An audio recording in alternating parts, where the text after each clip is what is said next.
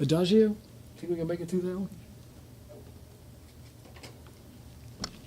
It's a pretty dour set tonight.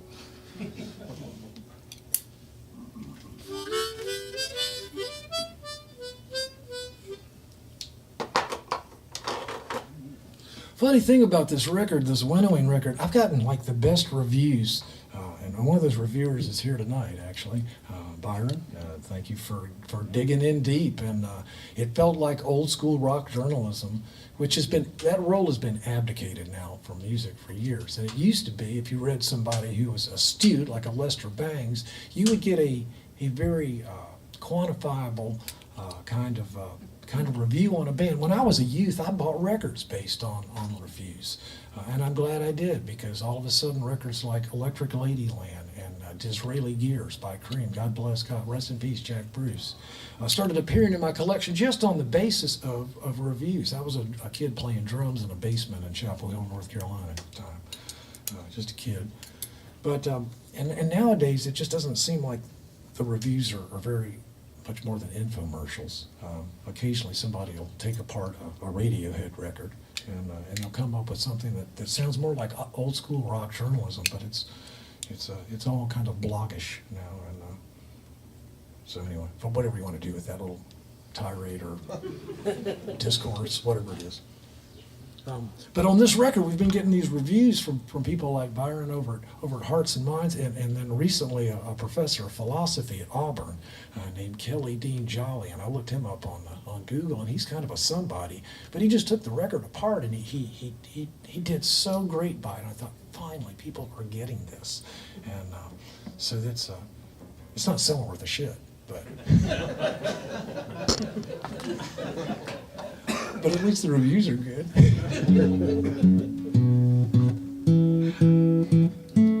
Sorry, honey.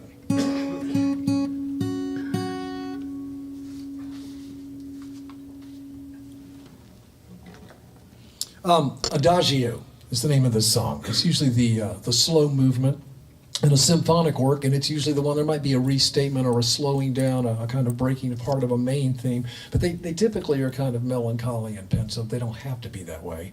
I'll tell you I have a little confession to make here. I was a student at University of Georgia. I was in the library a pretty good bit, trying to learn French from cassette tapes. Do you remember that old information retrieval system called the cassette tape? And these tapes have been worn 300 or 400 times by students previously before me, so French always sounded to me like it was being spoken underwater because of the warp and woof effect on the tape, the magnetic stuff, shearing off every time it passed over the recording head.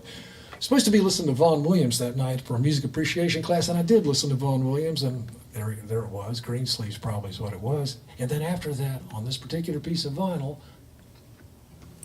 started a very slow cello line. And it turned out to be Samuel Barber's Adagio for strings.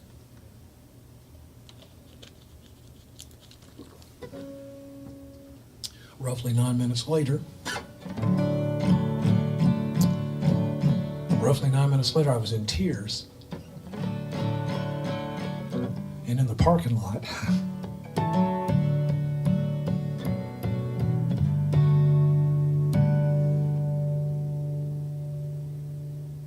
because it's such a moving piece. This one's not as moving, but it is called Adagio. It's kind of an apocalyptic thing.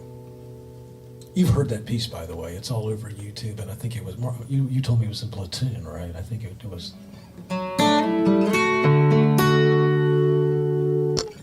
Adagio.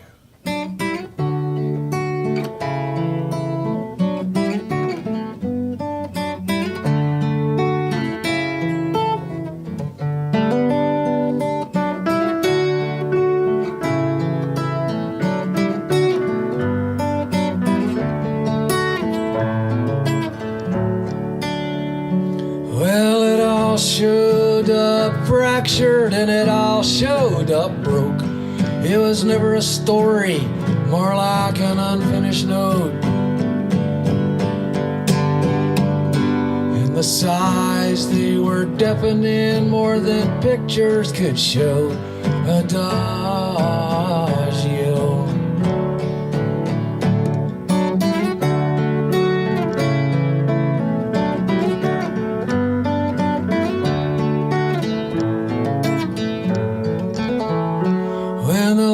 laughter of childhood fell through the iron bars of years, and the bright path of youth, it grew dim and unclear. On a trail marked with sorrows to a place no one knows, Adagio. I have dug through my heart like a plot full of weeds, something strangled by thorns, something choking the seed. And the rose that lies crushed beneath the ice and snow, Adagio. Me, I took it to the highways, it was the least I could do. All my cities, they were crumbling, and my choices were few. Was I looking for someone? Was it you? I don't know. Adagio.